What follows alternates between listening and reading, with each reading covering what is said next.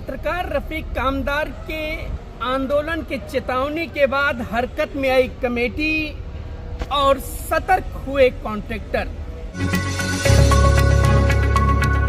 मैं सुल्तान रिजवी और आप देख रहे हैं डीडीएस टीवी न्यूज। दर्शकों, जैसा कि आपको मालूम होगा कि अभी 2 दिन पहले शहर के पत्रकार रफीक कामदार ने कब्रिस्तान के मुद्दे को लेकर के आवाज़ बुलंद की थी और यहाँ पर जो पत्थर वाली मिट्टी की भरनी की जा रही है और भी कई परेशानियां थी, उसको लेकर के उन्होंने नाराज़गी जाहिर की थी। उनके साथ शहर के पत्रकार भी थे और उन्होंने बाकायदा अल्टीमेटम दिया था कि अगर इसको दुरुस्त नहीं किया गया, जो मिट्टी डाली जा रही है लापरवाही तरीके से पत्थर वाली मिट्टी, अगर इसको जो है चेंज नहीं किया गया, इस पर सुधार नहीं किया गया तो जुमे को आंदोलन किया जाएगा, जिसमें शहर के लोग रहेंगे, शहर की जनता भी रहेगी, शहर के आवाम जो है शामिल होगी इसमें। लेकिन इससे पहले जो कब्रिस्तान कमेटी है वो हरकत में आए, जो कॉन्ट्रैक्टर हैं वो भी जो है सतर्क हुए और जो मिट्टी पत्थर वाली डाली गई थी उसमें भी तब्दीलियां नज़र आ रही हैं। और ख़ासकर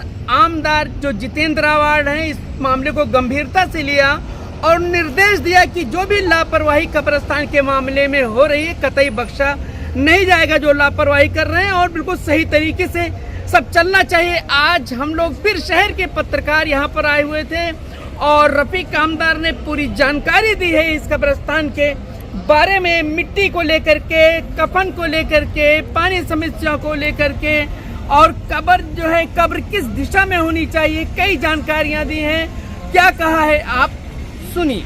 अस्सलाम वालेकुम, मैं रफीक कामदार।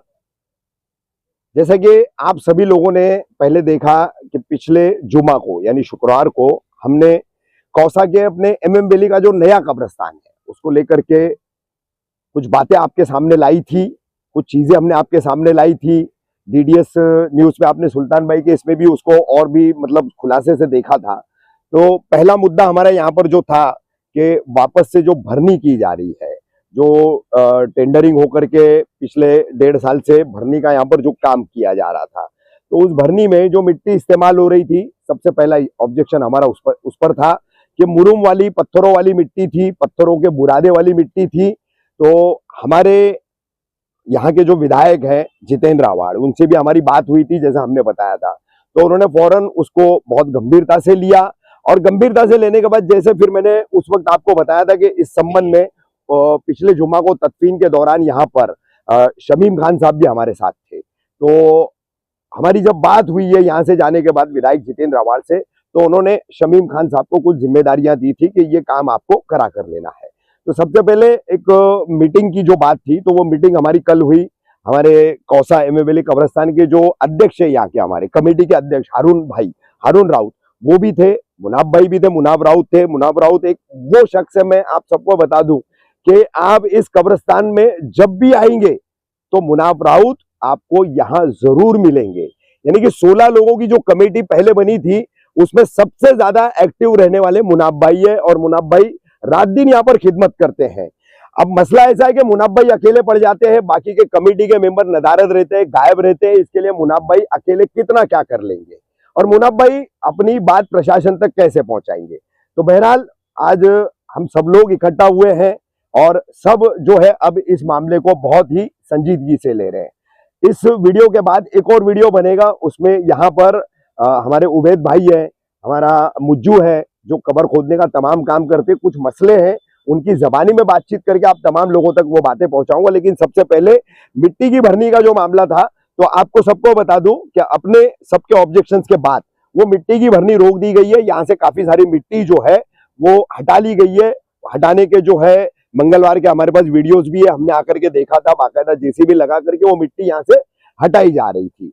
अब यहाँ पर हमने मांग की है कि मिट्टी की भरनी कब्रिस्तान के निर्माण से लेकर अब तक काफी हो चुकी है, बहुत ज्यादा हद तक जो है मिट्टी की भरनी हो चुकी है।